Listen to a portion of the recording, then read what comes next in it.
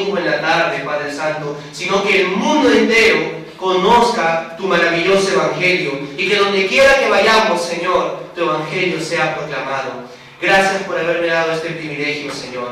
En el nombre de Jesús, te pido que te glorifiques en esta mañana y en todos los sermones que restan y en todo el culto que resta, en la confraternidad también, Padre Santo. En el nombre de Jesús te lo pedimos. Amén y amén. Vamos a ver nuestras Biblias, hermanos, en 1 de Pedro, capítulo 3, versículo 18. Amén. Ahora, quisiera antes de leer el texto aclarar algunas cosas. Yo sé que muchos de nosotros conocemos de antemano, o al menos tenemos ideas correctas acerca de lo que es el Evangelio. Así que yo me voy a centrar en los efectos que da el Evangelio cuando es central en una iglesia, en las características que tiene una iglesia cuando está centrada en el Evangelio. Doy gracias a Dios por este tema, porque no necesitamos ser bautistas para tener un Evangelio correcto, ni necesitamos ser reformados para tener un Evangelio correcto, pero sí necesitamos ser bíblicos para tener un Evangelio correcto. Y el Evangelio quizás sea el mensaje por el cual podemos empezar una gran reforma en las diferentes iglesias donde podamos ir a enseñar. Y doy gloria a Dios por eso, hermanos.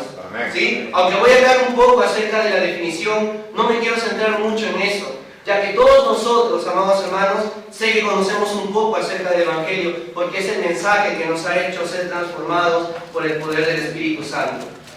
Así que yo voy a tocar 3 puntos en esta mañana, aunque podría hablar de muchos puntos más. Primero, una iglesia centrada en el Evangelio enseña el verdadero Evangelio. En segundo lugar, una iglesia centrada en el Evangelio genera verdaderos adoradores.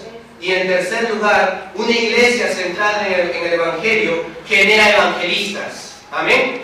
Vamos a 1 de Pedro, capítulo 3, versículo 18. Vamos a leer la palabra del Señor. 1 de Pedro, capítulo 3, versículo 18. Porque también Cristo padeció una sola vez por los pecados, el justo por los injustos, para llevarnos a Dios, siendo a la verdad muerto en la carne, pero vivificado en el Espíritu. Ahora, como congregación, hermanos, o iglesia, ustedes deben buscar y desear con todas sus fuerzas glorificar a Dios en todas las cosas que hagan.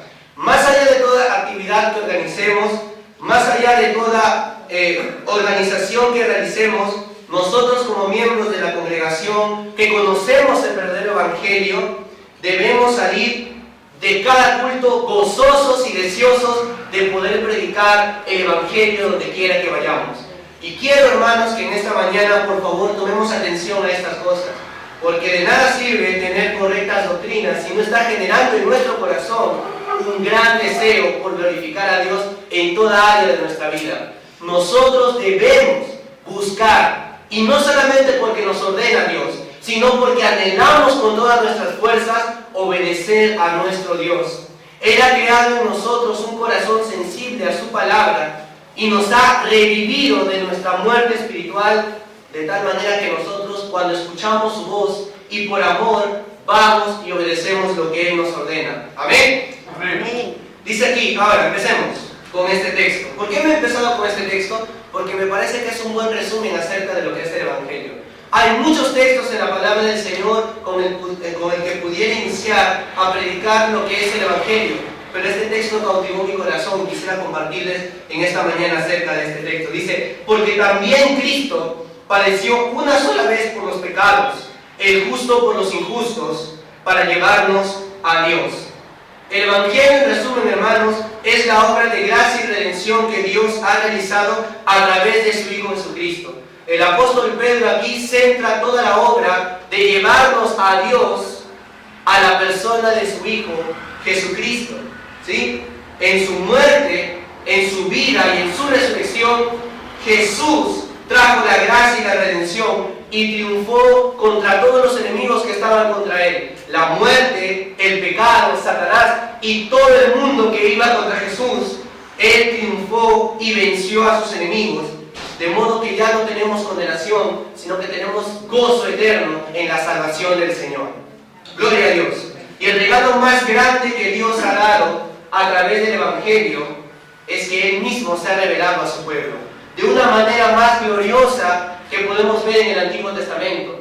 La Biblia dice en Juan capítulo 1, versículo 17, que la ley por medio de Moisés fue dada, pero la gracia y la verdad vinieron por medio de Jesucristo.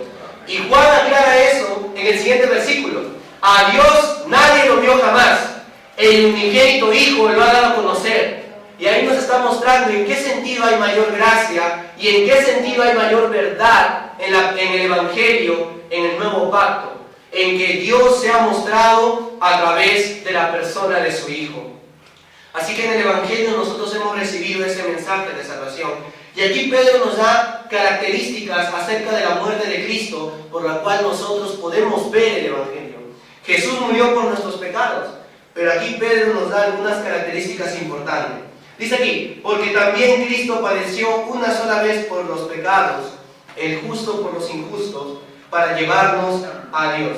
En primer lugar tenemos que ver aquí que la causa de la muerte de Jesús fue el pecado, ¿sí? No dice que Cristo murió por alguna otra razón, sino por el pecado, porque también Cristo padeció una sola vez, subraye ese nexo, por los pecados. Si notamos el texto, el propósito fue llevarnos a Dios, ¿sí? Dice aquí, para llevarnos a Dios, para que podamos acercarnos a Dios. Murió por nuestros pecados. Ahora, Isaías 59:2 dice algo interesante. Escuchen con atención, por favor. Dice, pero vuestras iniquidades han hecho división entre vosotros y vuestro Dios. El pecado nos separa de Dios. En Romanos 3:23 dice que todos hemos sido destituidos de la gloria de Dios. Hemos sido separados de la gloria de Dios. Pero la muerte de Jesús por causa del pecado, que fue la causa de nuestra separación entre los hombres y Dios, la realizó en la muerte que dice Pedro aquí, que fue a través de la cruz, como dicen las Escrituras. El mayor problema de nuestras almas, hermanos, no fue Satanás, ni fue los malos gobiernos de aquel momento, ni tampoco fue nuestra baja autoestima. La mayor amenaza de nuestras almas fue el pecado. La mayor amenaza de nuestras almas fue el pecado que había en nosotros. Así que nuestra mayor necesidad es que alguien muera por nuestros pecados, que alguien nos pueda limpiar de nuestros pecados y que alguien nos pueda salvar de ese abismo que hay entre nosotros y Dios. Dios está con su gloria resplandeciendo, pero nuestros pecados nos separan de esa gloria y no la podemos ver.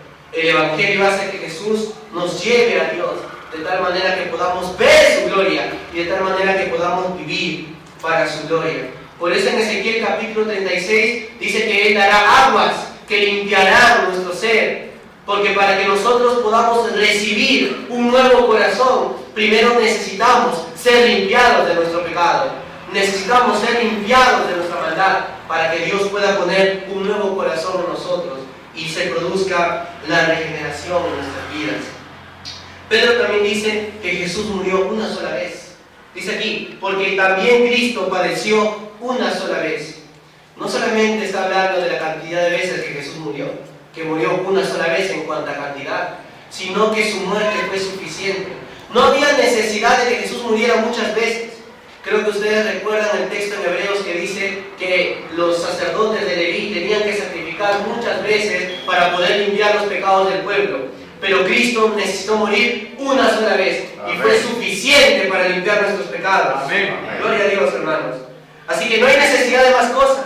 No necesitamos hacer ninguna obra, ni necesitamos hacer nada para agregar a lo que Jesús ya hizo por nosotros. Lo que tenemos que hacer es confiar en la muerte de Jesús para recibir nuestra salvación que Él ya nos ha otorgado a través de su muerte. Ahora, fue la muerte del justo por los injustos. Dice aquí, el justo por los injustos para llevarnos a Dios. Ante los ojos de Dios, amados hermanos, no existen personas inocentes. Ante los ojos de Dios no existen personas que estén sufriendo sin causa. Todos sabemos, absolutamente todos somos conscientes de que la causa de nuestro pecado, de que la causa de nuestra maldad es el pecado que está en nosotros. Todos nosotros vivimos en muerte espiritual delante de Dios. Nadie es inocente. Todos sufrimos por causa de nuestro pecado. ¿Sí? Todos tenemos culpabilidad delante de los ojos de Dios.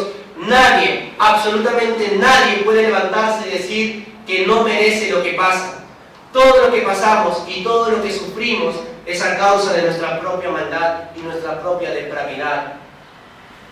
Sin embargo, Jesús, quien fue el justo, quien fue el inocente en la tierra, se entregó por nosotros para que nosotros podamos recibir la salvación que nunca íbamos a poder alcanzar por nuestros propios méritos.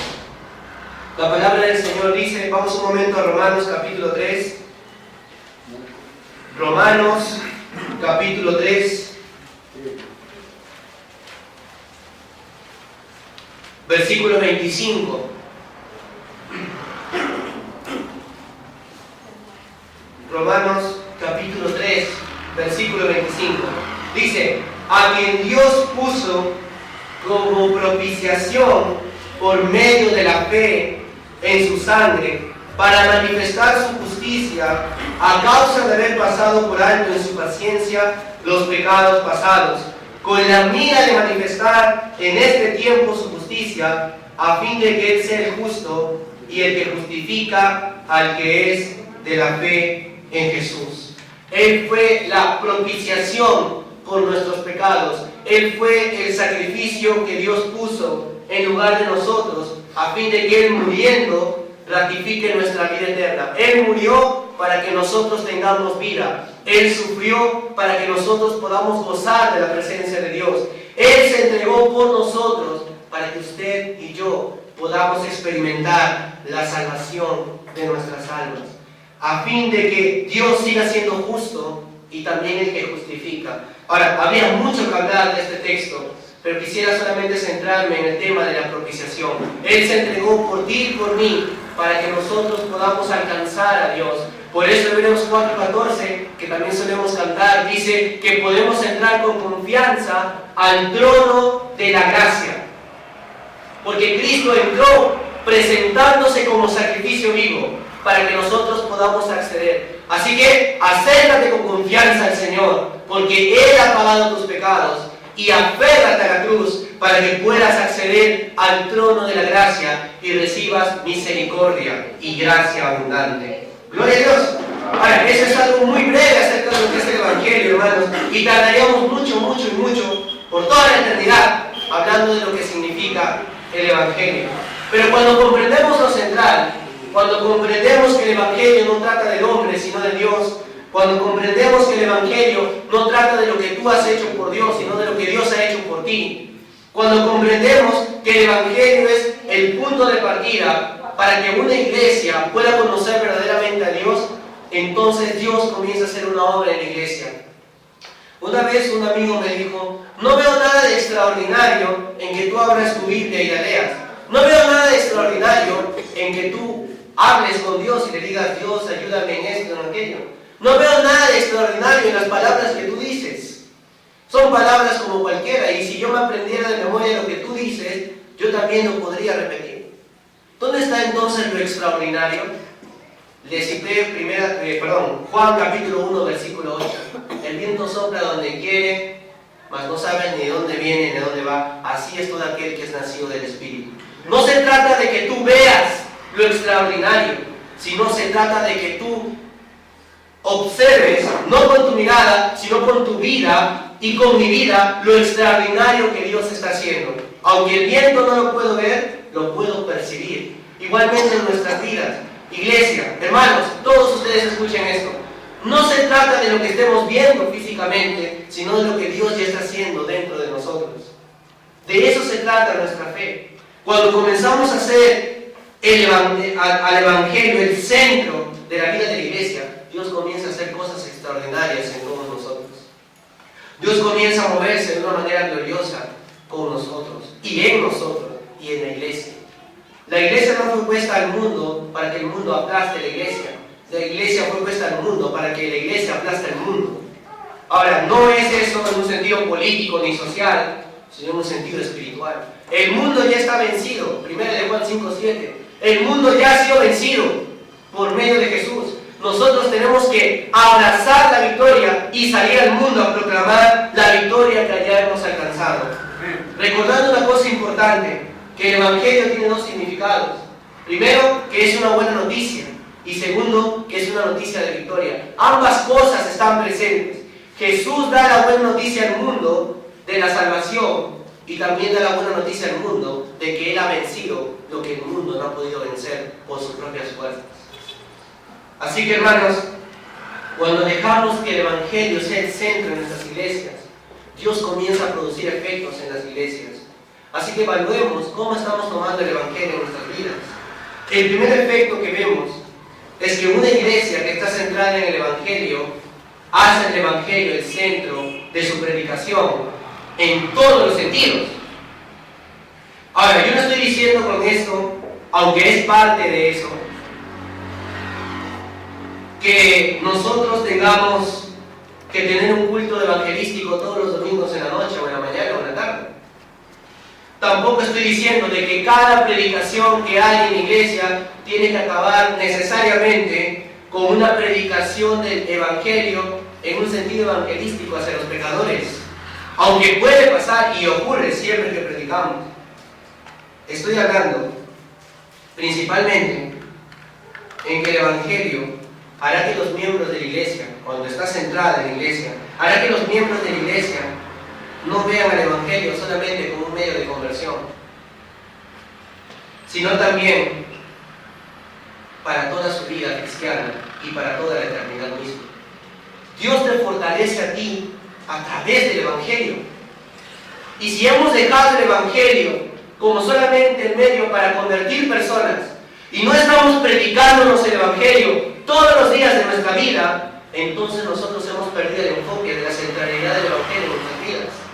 Mucho cuidado con esto, porque puede ser que hayas creído que lo más básico ya no es esencial en tu vida ahora y que lo más doctrinalmente amplio es más esencial en tu vida ahora. Pero hermanos, Pablo, y ahora vamos a ver en la Biblia, veía el Evangelio como el centro de la vida del ministerio, como el centro de la vida de todo cristiano.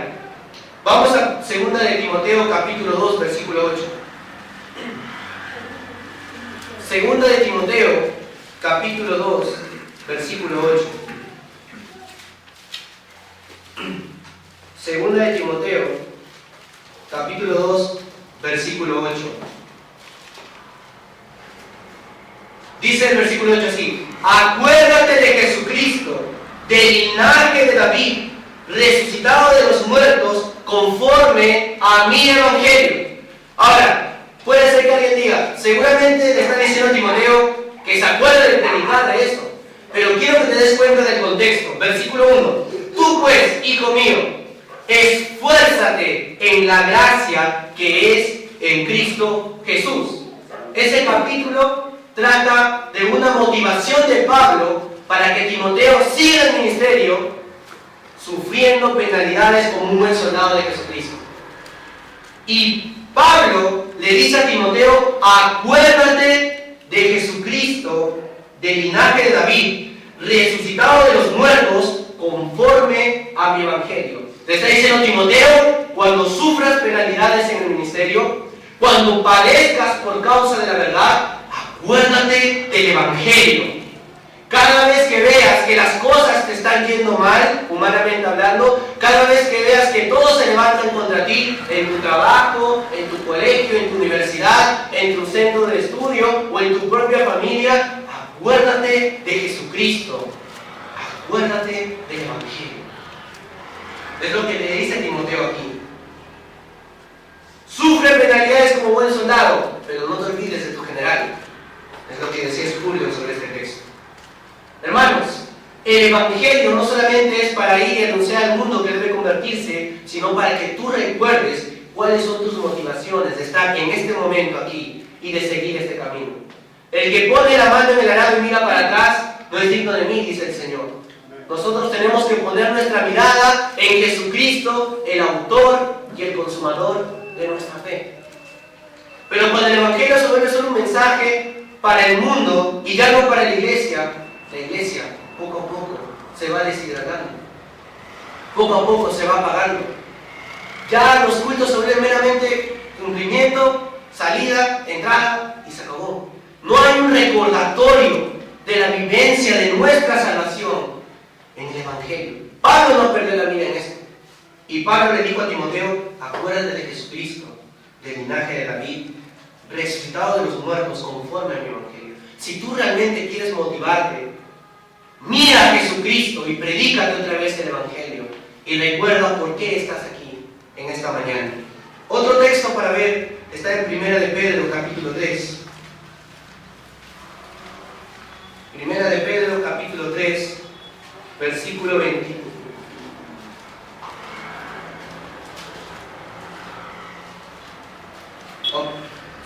Primera de Pedro, capítulo 3.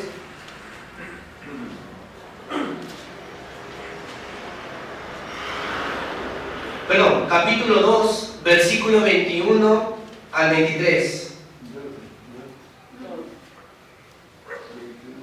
Primera de Pedro, capítulo 2, versículo 21 al 23. Dice, pues para esto fuisteis llamados, porque también Cristo padeció por nosotros, dejándonos ejemplo, para que sigáis sus pisadas, el cual no hizo pecado, ni se halló engaño en su boca, quien cuando le maldecían, no respondía con maldición, cuando padecía, no amenazaba, sino encomendaba la causa al que juzga justamente, quien llevó él mismo nuestros pecados en su cuerpo sobre el madero, para que nosotros, estando muertos a los pecados, vivamos a la justicia, por cuya herida fuisteis sanados. Pedro dice, acuérdense de lo que Jesús padeció por ustedes. Acuérdense de que cuando lo maldecían, Él no respondía con maldición. Entonces Jesús viene a ser el modelo de vida que la iglesia tiene que seguir en todos los sentidos. En todos los sentidos que hay. Para esto fuisteis llamados. Para eso. En el sufrimiento, Pedro también le dice a la iglesia, a los miembros de la iglesia, que ellos tienen que ver el padecimiento de Jesús para que ellos puedan vivir conforme a Jesús. Para que ellos puedan entender el valor del sufrimiento que tienen. Si tú quieres vivir una vida llena del Señor, tienes que predicarte el Evangelio todos los días. Si no, vas a ser un cristiano mediocre. Los cristianos mediocres siempre tienen las mismas actitudes. Vienen el domingo, toda la semana hacen lo que siempre hacen, luego llega el domingo, luego sigue la semana y hacen lo que siempre hacen, trabajan.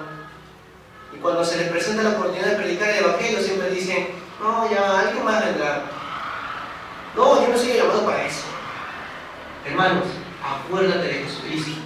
Donde quiera que él iba, predicaba el Evangelio. Donde tenía la oportunidad, hablaba del Evangelio. Ciertamente hubo momentos en el cual él no dijo nada. Pero en la mayoría de las veces donde él iba, el Evangelio era anunciado. ¿Anuncias el Evangelio donde estás yendo tú? Y cuando sufres, ¿te acuerdas de Jesucristo? Es tu motivo para decir, Señor, así como tú sufriste, te doy gracias porque yo también estoy sufriendo por causa de mí. Es el centro de tu oración, es el centro de tu vida. Jesús y el Evangelio están allí.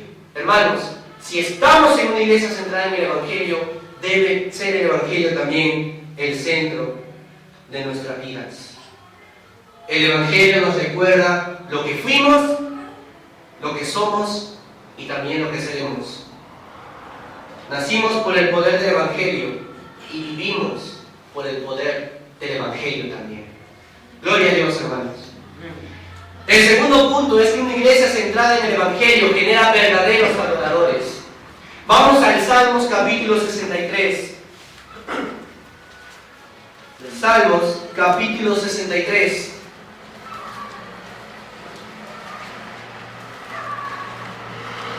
Salmos capítulo 63, versículos 5 y 6.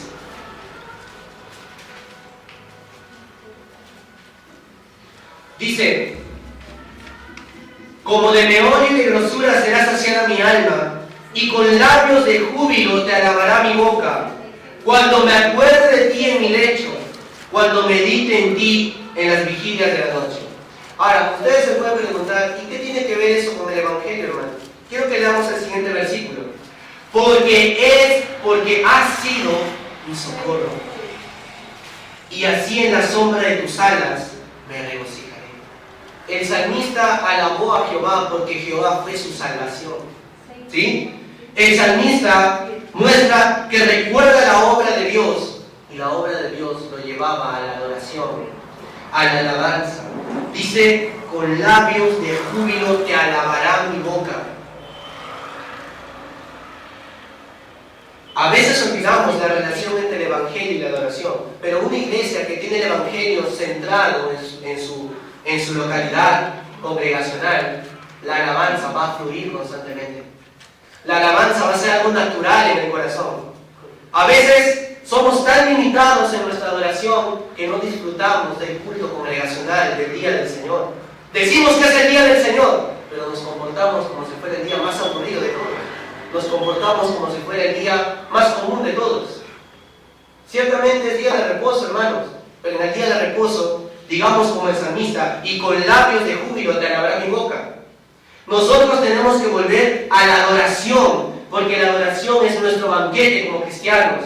La adoración es la muestra más grande de nuestro agradecimiento y amor a Dios al ver la gloriosidad del Evangelio. Si usted es alguien que ha comprendido el valor del Evangelio en su vida, sus labios no pararán de alabar a Dios donde quiera que usted vaya. Las iglesias que están centradas en el Evangelio dan una adoración llena de alegría y llena de verdad. Porque si no hay una adoración así, si no hay una adoración que fluye del corazón, las iglesias mueren. Cuando Moisés fue enviado a Faraón, Dios no le dijo a Moisés, dile a Faraón, deja libre a mi pueblo, simplemente. Dijo, deja libre a mi pueblo para que me haga fiesta en el desierto. En algún momento podré predicar un sermón sobre ese texto, que es maravilloso. Pero miren, la libertad de Israel conllevó a Israel a la adoración y a la alabanza. Ustedes pueden leer Éxodo capítulo 31, de cómo Moisés alababa y cómo el pueblo seguía en cánticos a la alabanza de Moisés por la libertad de Dios. Hoy están aquí todos los que hemos sido librados del cautiverio de Egipto. Y deberíamos estar cantando y gozándonos en la presencia de Dios. Debería estar así, hermanos. Deberíamos glorificar a Dios por todo lo que ha hecho en nosotros. Y una iglesia centrada en el Evangelio genera una verdadera adoración. Una adoración que no sale de solamente la formalidad, aunque la formalidad es muy importante, sino que nace del corazón que ha sido tocado por el poder de Dios, del corazón que ha sido transformado por el poder de Dios, algo que nace de ti. Pero si no está naciendo de ti, te pregunto, ¿estás recordando el Evangelio? ¿Estás viviendo agradecido por la alabanza? Algunos de nosotros cantamos músicas seculares con mucha alegría, pero cuando alabamos cantamos con mucha tristeza. Y ciertamente hay dolor en nuestro corazón cuando recordamos nuestro pecado, pero también debería haber glorificación a Dios y alegría por nuestra salvación. Ambas cosas se deben relacionar. Hermanos, ¿estamos siendo verdaderos adoradores? Vamos a Juan capítulo 4, versículo 23. Evangelio de Juan capítulo 4, versículo 23.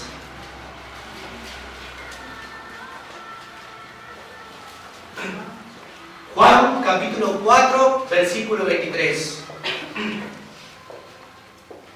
Dice el Señor así: mas la hora viene, y ahora es, cuando los verdaderos adoradores adorarán al Padre en espíritu y en verdad, porque también el Padre tales adoradores busca que le adoren. Espíritu y verdad. Ahora, muchos sermones se han hecho sobre adorar en la verdad. Muchos. Y todos aquí sabemos que cuando Juan habla de la verdad, está hablando de la revelación de Jesucristo y relacionado la palabra de Dios. ¿Pero a qué se refiere cuando dice que debe ser una adoración en el Espíritu? No voy a detenerme a hacer un exégesis de esto, pero si ustedes leen constantemente Juan, el Evangelio de Juan, se van a dar cuenta que cuando habla del Espíritu, habla de lo más profundo del hombre y de la transformación. Nosotros deberíamos ser libres para adorar a Dios. Nosotros deberíamos tener libertad para adorar. en que el Evangelio hará que los miembros de la iglesia, cuando está centrada en la iglesia, hará que los miembros de la iglesia no vean al Evangelio solamente como un medio de conversión, sino también para toda su vida cristiana y para toda la eternidad misma. Dios te fortalece a ti a través del Evangelio. Y si hemos dejado el Evangelio como solamente el medio para convertir personas y no estamos predicándonos el Evangelio todos los días de nuestra vida, entonces nosotros hemos perdido el enfoque de la centralidad del Evangelio en nuestras vidas. Mucho cuidado con esto, porque puede ser que hayas creído que lo más básico ya no es esencial en tu vida ahora y que lo más doctrinalmente amplio es más esencial en tu vida ahora. Pero hermanos, Pablo, y ahora vamos a ver en la Biblia, veía el Evangelio como el centro de la vida del ministerio, como el centro de la vida de todo cristiano. Vamos a 2 de Timoteo capítulo 2 versículo 8. 2 de Timoteo capítulo 2 versículo 8. 2 de Timoteo capítulo 2 versículo 8. Dice el versículo 8 así: acuérdate de Jesucristo, del linaje de David, resucitado de los muertos, conforme a mi evangelio. Ahora, puede ser que alguien diga, seguramente le está diciendo a Timoteo que se acuerde de predicar de eso, pero quiero que te des cuenta del contexto. Versículo 1: tú pues, hijo mío, esfuérzate en la gracia que es en Cristo Jesús. Ese capítulo trata de una motivación de Pablo para que Timoteo siga el ministerio sufriendo penalidades como un buen soldado de Jesucristo. Y Pablo le dice a Timoteo: acuérdate de Jesucristo, del linaje de David, resucitado de los muertos, conforme a mi evangelio. Le está diciendo Timoteo: cuando sufras penalidades en el ministerio, cuando padezcas por causa de la verdad, acuérdate del evangelio. Cada vez que veas que las cosas te están yendo mal, humanamente hablando, cada vez que veas que todos se levantan contra ti, en tu trabajo, en tu colegio, en tu universidad, en tu centro de estudio o en tu propia familia, acuérdate de Jesucristo, acuérdate del evangelio. Es lo que le dice Timoteo aquí. Sufre penalidades como buen soldado, pero no te olvides de tu general. Es lo que decía Espurio sobre este texto. Hermanos, el evangelio no solamente es para ir y anunciar al mundo que debe convertirse, sino para que tú recuerdes cuáles son tus motivaciones de estar en este momento aquí y de seguir este camino. El que pone la mano en el arado y mira para atrás no es digno de mí, dice el Señor. Nosotros tenemos que poner nuestra mirada en Jesucristo, el autor y el consumador de nuestra fe. Pero cuando el evangelio se vuelve solo un mensaje para el mundo y ya no para la iglesia poco a poco se va deshidratando, poco a poco se va apagando. Ya los cultos se vuelven meramente cumplimiento, salida, entrada y se acabó.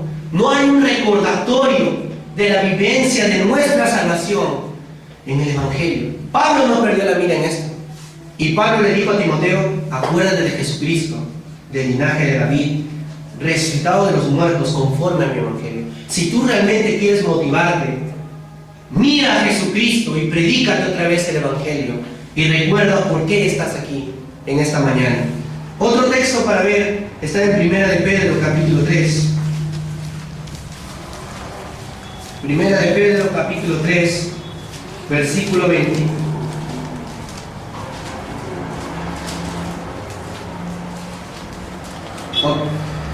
Sí, 1 de Pedro capítulo 3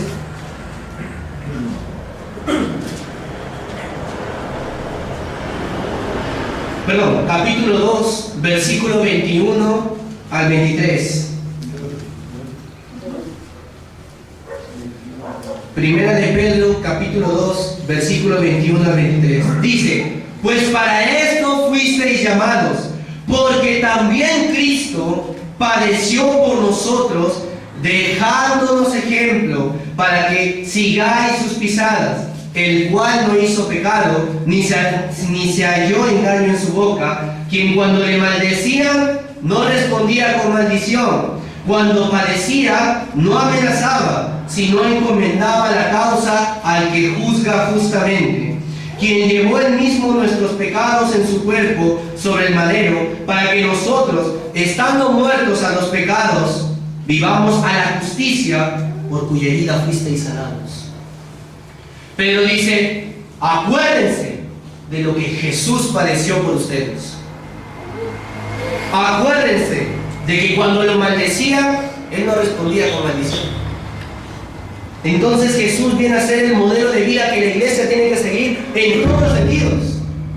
En todos los sentidos que hay. Para esto fuisteis llamados. Para eso. En el sufrimiento, Pedro también le dice a la iglesia, a los miembros de la iglesia, que ellos tienen que ver el padecimiento de Jesús para que ellos puedan vivir conforme a Jesús, para que ellos puedan entender el valor del sufrimiento que tienen. Si tú quieres vivir una vida llena del Señor, tienes que predicarte el Evangelio todos los días. Si no, vas a ser un cristiano mediocre.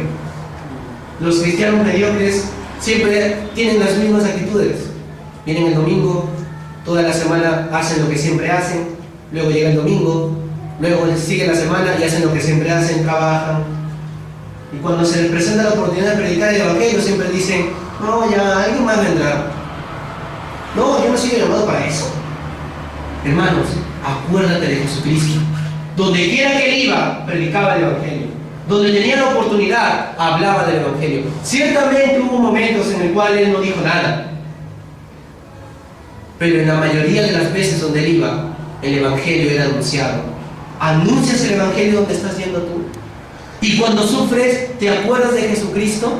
Es tu motivo para decir, Señor, así como tú sufriste, te doy gracias porque yo también estoy sufriendo por causa de ti. Es el centro de tu oración, es el centro de tu vida. Jesús y el Evangelio están allí. Hermanos, si estamos en una iglesia centrada en el Evangelio, debe ser el Evangelio también el centro de nuestras vidas. El Evangelio nos recuerda lo que fuimos, lo que somos y también lo que seremos. Nacimos por el poder del Evangelio y vivimos por el poder del Evangelio también. Amén. Gloria a Dios, hermanos. Amén. El segundo punto es que una iglesia centrada en el Evangelio genera verdaderos adoradores. Vamos al Salmos capítulo 63. Salmos capítulo 63.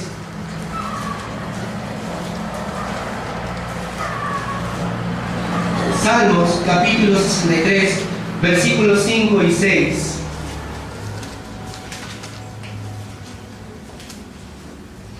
Dice, como de meollo y de grosura será saciada mi alma, y con labios de júbilo te alabará mi boca, cuando me acuerde de ti en mi lecho, cuando medite en ti en las vigilias de la noche.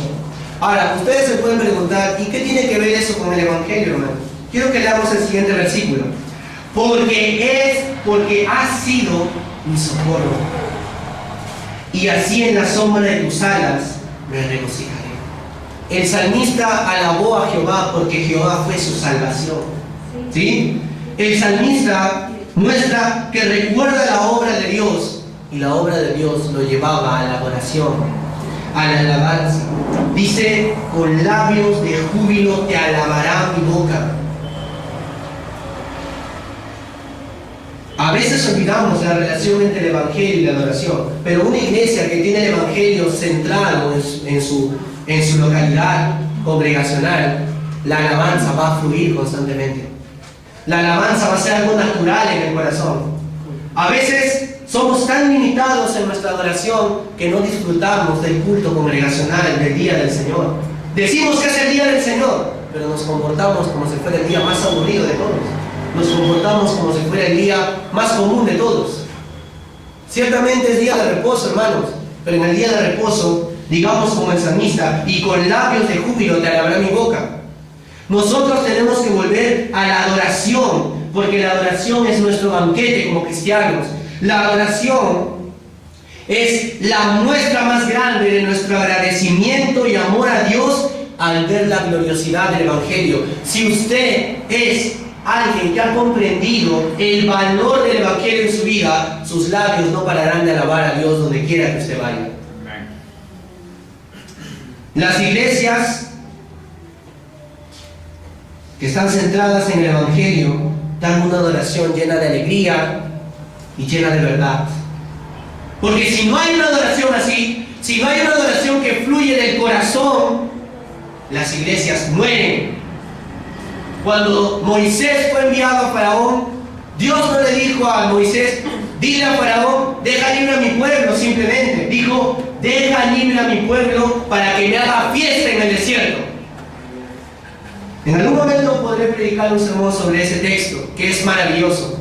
Pero miren, la libertad de Israel conllevó a Israel a la adoración y a la alabanza. Ustedes pueden leer Éxodo capítulo 31 de cómo Moisés alababa y cómo el pueblo seguía en cánticos a la alabanza de Moisés por la libertad de Dios. Hoy están aquí todos los que hemos sido librados del cautiverio de Egipto y deberíamos estar cantando y gozándonos en la presencia de Dios.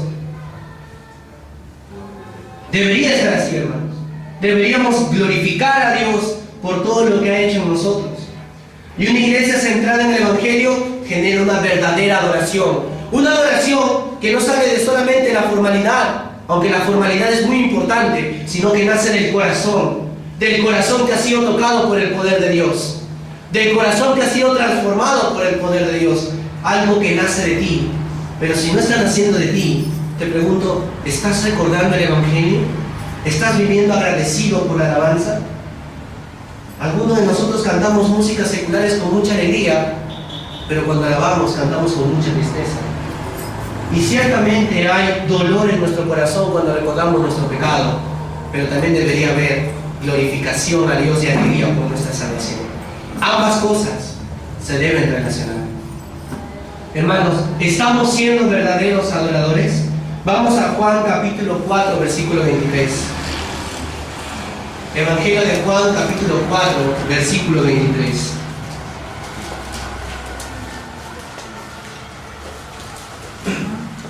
Juan capítulo 4, versículo 23. Dice el Señor así: mas la hora viene y ahora es cuando los verdaderos adoradores adorarán al Padre en espíritu y en verdad, porque también el Padre tales adoradores busca que le adoren. Espíritu y verdad. Ahora, muchos sermones se han hecho sobre adorar en la verdad. Muchos. Y todos aquí sabemos que cuando Juan habla de la verdad, está hablando de la revelación de Jesucristo y relacionado la palabra de Dios. ¿Pero a qué se refiere cuando dice que debe ser una adoración en el Espíritu?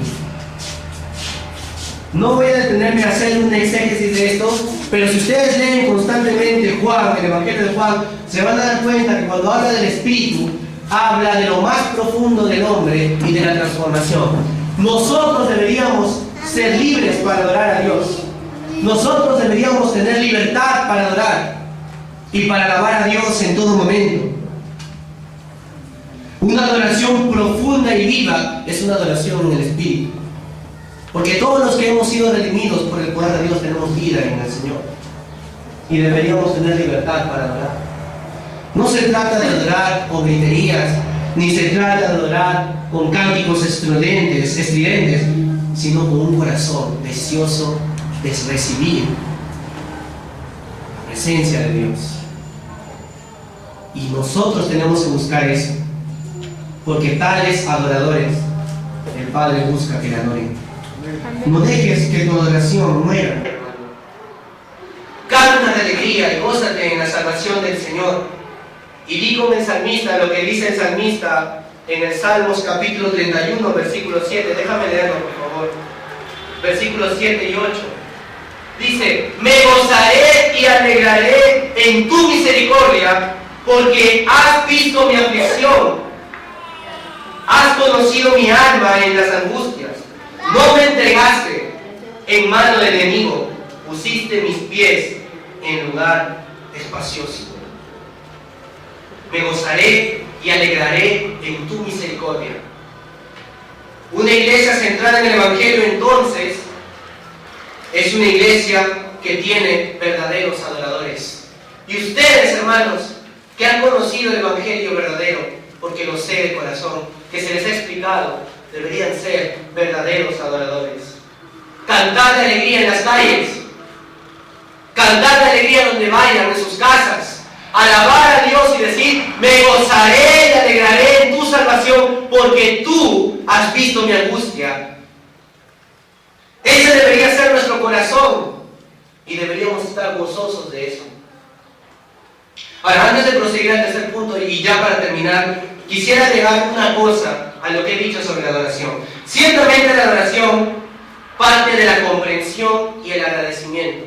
Pero hay otro punto que también debemos tomar en cuenta de la adoración, y es el asombro.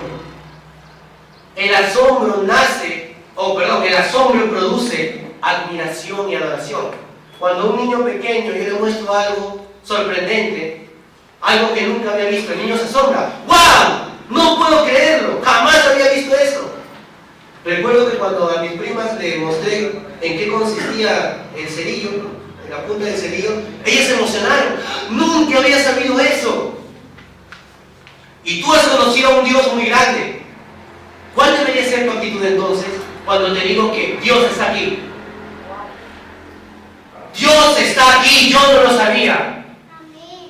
Amén. Gloria a Dios por eso. Exactamente es la adoración que debería haber en la iglesia. Gracias, Señor. Salmos 8, 3 y 4. ¿Qué es lo que dice? ¿Alguien se acuerda? Salmos capítulo 8, versículos 3 y 4. Cuando miro yo los cielos, obra de tus manos, la luna y las estrellas, me pregunto qué es el hombre para que de él tengas memoria, y el Hijo del Hombre para que lo visites. Asombro. Veo tu obra, Señor, tu creación, y digo, ¿qué es el hombre delante de todo esto para que tú tengas de él memoria? Hemos conocido una obra mayor que la creación, la obra de la nueva creación, el Evangelio. ¿Cuál debería ser nuestra actitud? Romanos capítulo 11, ¿verdad? Recordamos cómo Pablo acaba ese sermón sobre Israel y su futuro y la predestinación. ¿Qué es lo que dice Pablo? Acaba con una alabanza. ¿Alguien recuerda qué es lo que dice Pablo? Oh, profundidades de las riquezas y de la ciencia de Dios. ¡Cuán insondables son sus caminos! Él acaba alabando a Dios, y deberíamos acabar alabando a Dios cuando vemos su grandiosidad. Por eso, cuando la iglesia está centrada en el Evangelio, la adoración fluye, la adoración nace del corazón. ¿Sí? Nace del corazón. Gloria a Dios por eso. Y para finalizar, hermanos, el tercer punto, y les reitero que hay muchos puntos más que podemos tocar, es que una iglesia centrada en el Evangelio produce verdaderos evangelistas. ¿Sí? Lucas capítulo 24, versículo 45 al 48. Lucas capítulo 24. Lucas capítulo 24, versículos 45 al 48. Dice: entonces les abrió el entendimiento para que comprendiesen las Escrituras, y les dijo: así está escrito, y así fue necesario que el Cristo padeciese y resucitase de los muertos al tercer día, y que se predicase en su nombre el arrepentimiento y el perdón de pecados en todas las naciones, comenzando desde Jerusalén, y vosotros sois testigos de estas cosas. Esta es la gran comisión. Lo podemos leer en Mateo capítulo 28 y en Marcos capítulo 16. Esta comisión pasó a los apóstoles, pero también es para nosotros. El hecho del evangelismo se ha perdido en muchas iglesias. ¿Sí?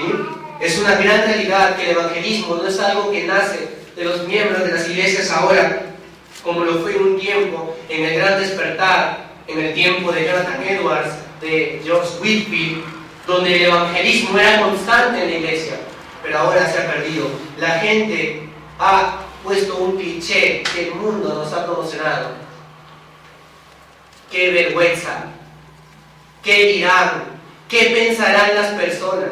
Sí, soy cristiano, pero ¿qué dirán si me ven en la esquina predicando el Evangelio? No. Yo soy un cristiano sofisticado. Me siento en la iglesia, ¿no? Digo gloria a Dios, amén, escucho el sermón y salgo muy tranquilamente a mi casa, porque no soy ese tipo de cristianos. Pero voy a decirte 3 puntos que aquí toca Dios sobre el evangelismo. Y debería ser algo que está en nosotros. Y debería nacer de nosotros. Versículo 45 dice, y 46. Entonces les abrió el entendimiento para que comprendiesen las Escrituras y les dijo, así está escrito, y así fue necesario que el Cristo padeciese y resucitase de los muertos al tercer día. Primero, Jesús les abrió el entendimiento para que ellos comprendieran las Escrituras. ¿Lo hizo contigo? Amén. Entonces sigue lo siguiente. Así está escrito, y así fue necesario que el Cristo padeciese y resucitase de los muertos al tercer día. Y Jesús reitera otra vez el Evangelio. Y les dice, les he abierto el entendimiento para que comprendan el Evangelio, pero les voy a volver a repetir lo que es el Evangelio. Estaba escrito que Cristo muriera, pero resucitara el tercer día. Composición del Evangelio. Es el mensaje que deben recordar. Claro, conciso, centrado. Nos dejó claro a nosotros. Y si estás en una iglesia central en el Evangelio, esa también es tu comisión y tu orden. Debes anunciarlo con amor y con deseo. No solamente porque el Señor te dice, ve y predica, sino porque tú amas a tu Señor y lo haces por amor. 47. Y que se predicase en su nombre el arrepentimiento y el perdón de pecados en todas las naciones, comenzando desde Jerusalén. Y aquí hay una gran responsabilidad para ti y para mí. Y que debemos anhelarla y de vivir alegres de tenerla. Nos ordena que prediquemos en su nombre. Dios ha mandado a la iglesia a hacer lo que es imposible para los hombres. Anunciarle que los ciegos pueden ver, anunciar que los cojos pueden andar, anunciar que los mudos pueden hablar y que los pobres pueden recibir el Evangelio. Ahora, no quisiera que veas eso de manera física, sino espiritual. El mundo no puede acercarse a Dios, está loco. El mundo no puede ver la gloria de Dios y está ciego. El mundo no puede alabar a Dios porque está mudo. Y el mundo y los pobres creen que no pueden recibir el Evangelio porque no tienen nada. Pero es allí cuando la iglesia va a hacer lo que Dios hace extraordinariamente a través de su palabra y el Evangelio. Amén. Dar vista a los ciegos para que vean la gloria de Dios. Dar boca a los mudos para que digan que Jesucristo es el Señor. Hacer que los cojos anden para que se acerquen a Dios. Y los pobres reciban el Evangelio de Jesucristo. Es tu responsabilidad y la mía, hermano, si realmente estamos centrados en el Evangelio. Empezó en Jerusalén por los apóstoles, pero ¿hasta dónde dijo el Señor que vayamos a predicar? Dice aquí, y el perdón de pecados en todas las naciones. Y recordemos Mateo 28, hasta el fin del mundo. Es nuestra comisión para predicar el Evangelio. Y ahí estamos tú y yo. Ir a todo lugar donde vayamos a exponer la grandiosidad del Evangelio y a predicar la gran verdad a todo el mundo. Dios ha dado un mensaje de salvación para todos. Es el mandamiento que vayamos. Ahora, es cierto que nuestras iglesias deben enseñar doctrinas bíblicas, es muy importante. Gracias a Dios por nuestra confesión, por ejemplo. Pero los miembros no deben olvidar el deber del evangelismo. La iglesia ha enfatizado a veces uno frente a otro y eso ha traído daño. Por un lado, los que solamente evangelizan sin doctrina, y por otro lado, los que enseñan solamente doctrina pero no evangelizan. Los miembros de la iglesia y muchos pastores se han acomodado en las bancas y en los escritorios respectivamente, mientras muchos están ahora mismo yendo al infierno y perdiéndose. Nos deleitamos en las exposiciones excelentes teológicas y doy gloria a Dios por ellas, pero hemos dejado los parques, las plazas, los buses, los colegios que piden tantas charlas motivacionales donde podemos entrar a hablar del Evangelio, porque hay permisos, y se los digo porque trabajo en uno. Hemos olvidado la gran labor que se nos ha entregado a nosotros. ¿Qué haces tú por el Evangelio entonces? Este deber no solamente es para los evangelistas, es para todos nosotros. En ningún momento dice aquí, y manda a los evangelistas a que evangelicen a todo el mundo y los demás se queden en la iglesia sin hacerlo. A todos. Versículo 48. Y vosotros sois testigos de estas cosas. Solamente hay una persona que no puede evangelizar, el que no es testigo del Evangelio. Pero todos los que somos testigos del Evangelio hemos sido llamados a evangelizar. Juan capítulo 4, versículos 35 y 36. Juan capítulo 4, versículos 35 y 36. Miren lo que dice el Señor.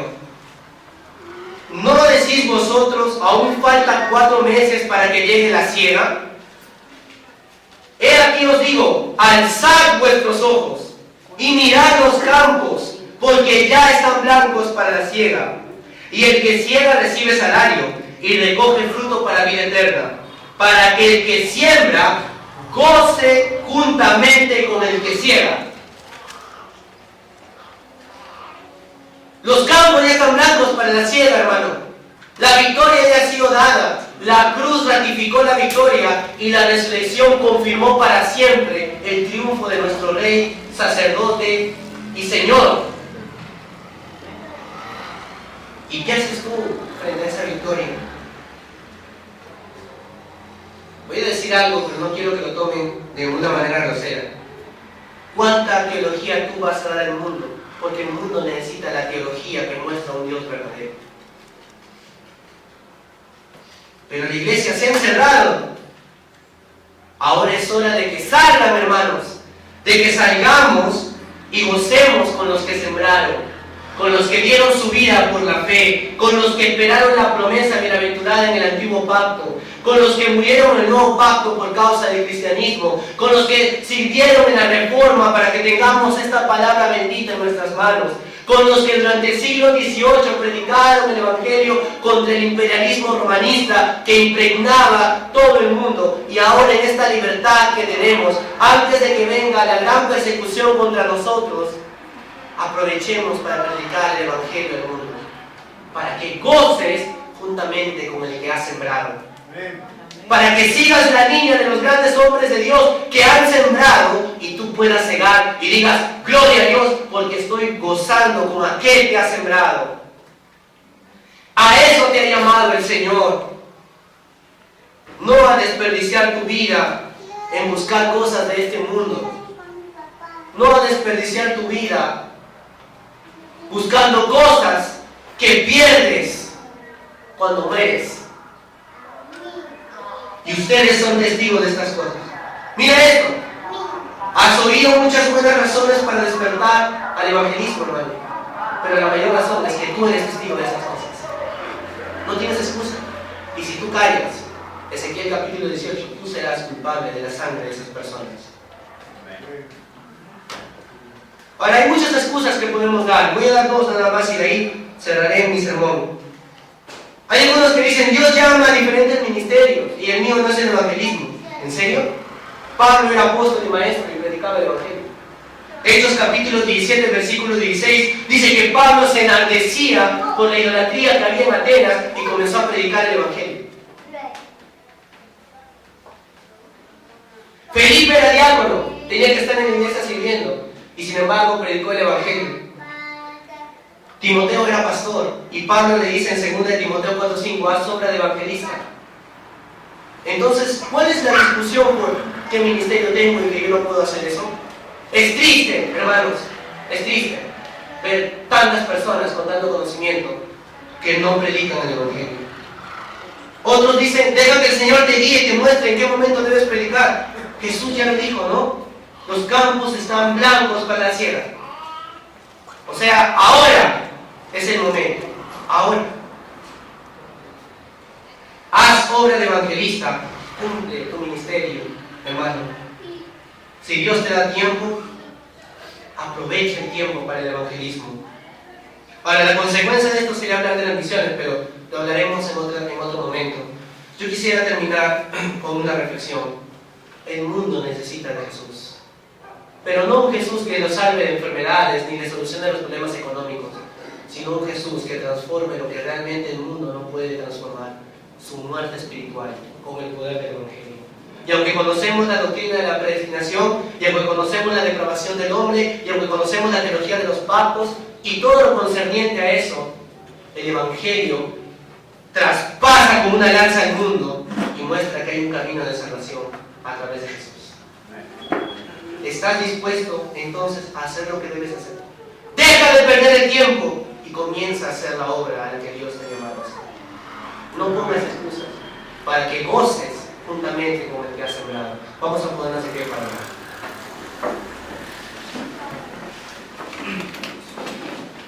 Gracias, Señor. Gracias por tu bendita palabra. Gracias por mostrarnos la necesidad del Evangelio en nosotros. Ayúdanos a buscar, Señor,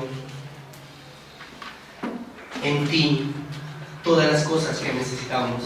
Gracias, Señor, por tu cruz bendita y por tu resurrección. Gracias por el Evangelio, Señor. Ayúdanos a servirte hasta el fin del mundo. Ayúdanos a buscar tu rostro. Ayúdanos a amarte más. Que nuestro amor no solamente se vea en nuestro intelecto, sino en nuestro corazón, en nuestro amor y devoción por ti, en nuestro deseo de adorar, en nuestro deseo de predicar el Evangelio donde vayamos, en nuestro deseo de avivar las misiones. Señor, las misiones no se hacen con dinero, se hacen con personas. Entonces levanta personas para que hagan misiones. Heme aquí, Señor, envíame a mí. Que todos digamos eso siempre. Gracias, Señor, por tu amor, por tu verdad. No necesitamos grandes ministerios. Tú has hecho grandes cosas con pequeños hombres. Muchos hombres no han sido conocidos por grandes libros, pero tú has obrado en ellos para que hagan grandes obras, Señor. Quiero ser uno de esos hombres. No quiero ser conocido por el mundo, Señor, sino por ti y por mis enemigos, por los enemigos de tu obra. Gracias, Señor, por avivar el corazón. Despiértanos a la obra misionera, al evangelismo, a la adoración y el amor por la centralidad del Evangelio. Ayúdanos a amar la teología y amar la teología tanto sistemática como práctica. Ayúdanos a tener el equilibrio verdadero. En el nombre